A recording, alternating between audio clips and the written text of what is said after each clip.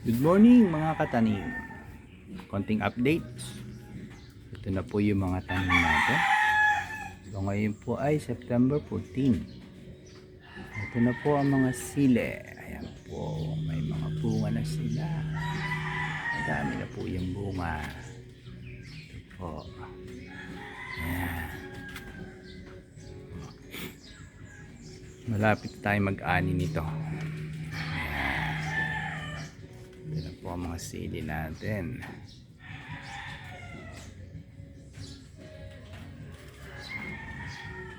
Ito po yung mga kangkong.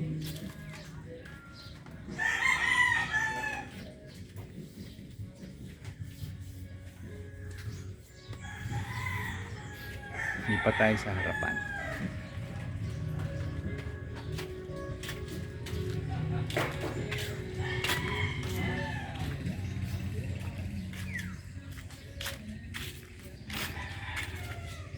Yan po ang mga okra. Mga talong din tayong bagong tanim. Saluyot, talong.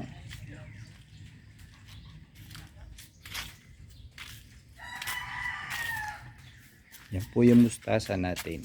Nakapag-ani na po ako dyan. Pagluto na ako ng ginisang mustasa. Kamatis. Kangkong. Pwede na itong anihin. Yan po yung mga talong natin. Yan po mga mustasa din yan. May kangkong din dito.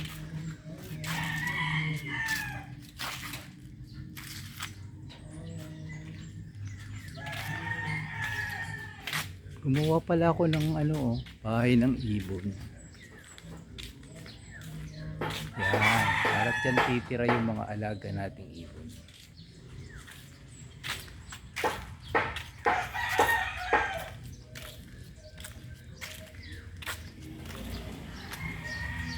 Po ang ating mga tanim dito sa may harapan.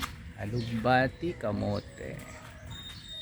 Po mga kamatis, malalaki na rin po ang kamatis natin.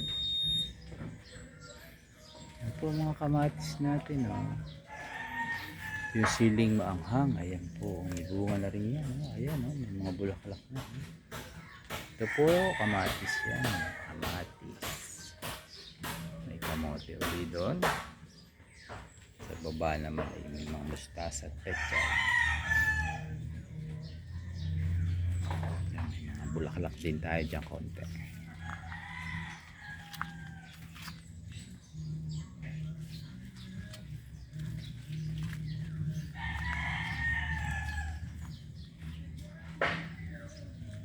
Po yung full shot ng ating garden.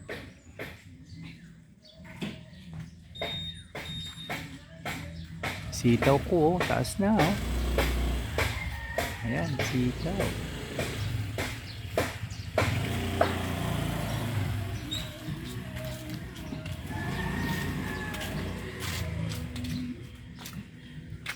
Po yung mga sili. Mga talong, meron na rin bulaklak.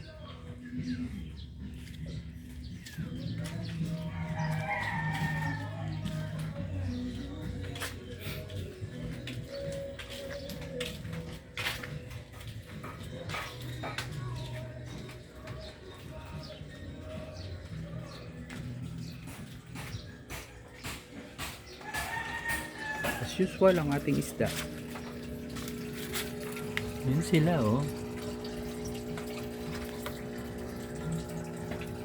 po sila. Dito. Yan sila, gutom na yata.